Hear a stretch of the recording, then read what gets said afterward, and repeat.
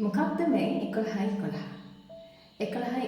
යනු සංඛ්‍යා ශාස්ත්‍රය සහ නූතන අධ්‍යාත්මික ප්‍රජාවන් තුළ 11 අනුක්‍රමය විශේෂ තැනක් උසුලනවා.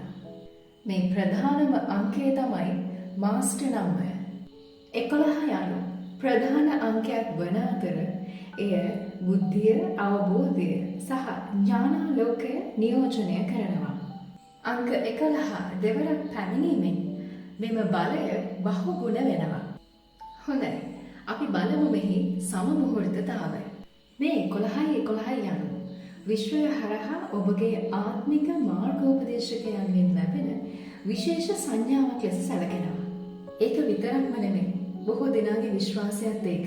එය ඔබට නිවැරදි ආධ්‍යාත්මික මාවතක ගමන් කරන බවටත් ඔබට ආධ්‍යාත්මික පිබිදීමක් සිදුවන බවටත් හොඳ ලකුණක්. අභිප්‍රායන් සහ ප්‍රකාශනයන් මොනවාද? 11 දිස්වන විට එය ඔබට ඔබේ සිතුවිලි කෙරෙහි අවධානය යොමු කරන ලෙස විශ්වයෙන් එන කැඳවීමක් වෙනවා. මතක තියාගන්න, ඔබේ සිතුවිලි ඉක්මනින් යථාර්ථයක් බවට පත්වෙමින් පවතින බැවින් ධනාත්මක අභිප්‍රායන් තබා ගැනීම මේ හොඳම අවස්ථාවයි.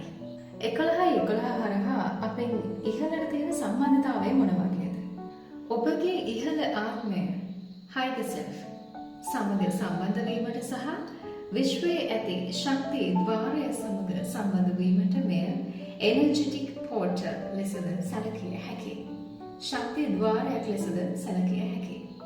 එහෙනම් මේ 11 වෙනි මාසයේ 11 වෙනිදා 11ට ඔයා මොනවද කරන්න ඕනේ කියලා දන්නවා. එහෙනම් මම ඔයා වෙනුවෙන් පුංචි ප්‍රාර්ථනාවක් කරන්න.